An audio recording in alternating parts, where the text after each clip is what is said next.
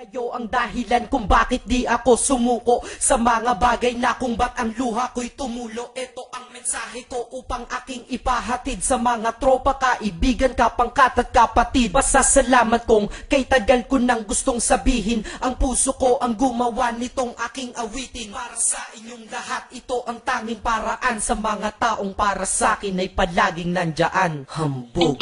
Kayo ang dahilan kung bakit di ako sumuko sa mga bagay na kung ba't ang luha ko'y tumulo. Ito ang mensahe ko upang aking ipahatid sa mga tropa, kaibigan, kapangkat at kapatid. Pasasalamat kong kay tagal ko nang gustong sabihin. Ang puso ko ang gumawa nitong aking awitin. Para sa inyong lahat, ito ang tanging paraan sa mga taong para sa akin ay palaging nandyan. Upang ako'y mabigyan ng kalakasan ng loob at manatili na nakatayo at di patataob na kahit na anumang pagsubok na nagdadatingan. Di ako takot pagkat alam kong may malalapitan. Pag ako ay mayroong problema na dinadala, akala ko ako'y nag-iisa, ngunit hindi pala. Alam nyo ba kung bakit?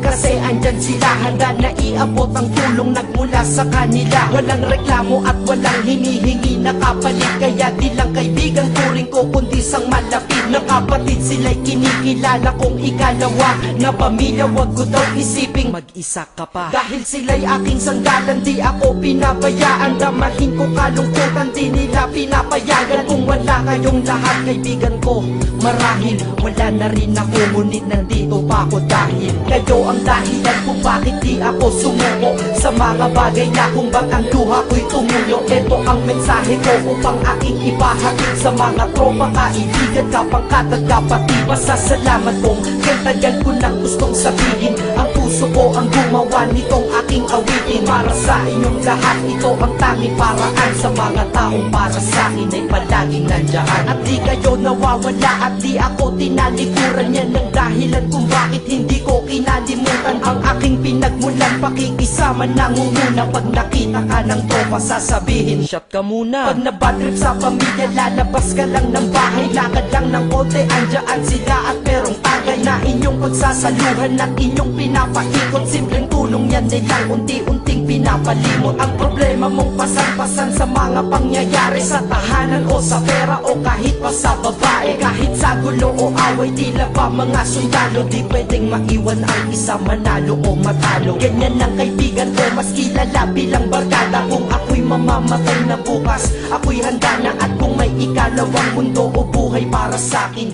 sana magiging tropa ko kayo pa rin. Kayo ang dahilan kung bakit di ako sumuko sa mga bagay na kung ba't ang luha ko'y tumulo. Ito ang mensahe ko upang aking ipahatid sa mga tropa, kaibigan, kapangkat at kapatid. Pasasalamat kong kay tagal ko nang gustong sabihin. Ang puso ko ang gumawa nitong aking awitin. Para sa inyong lahat, ito ang tanging paraan sa mga taong para sa akin ay palaging nandyan. Kaya ako'y kontento na dahil kayo'y naging parte ng buhay ko. Sa kabutihan nyo, paano ko gagante? Magtatawagan ng mga tropa, kita-kita lang sa kanto. Pagkatapos didiskarte ng pitselyosi at baso. Papaikot ang sombrero para mag-ambag ang tropa. Kahit 20 pwede na, basta lamang makatoma.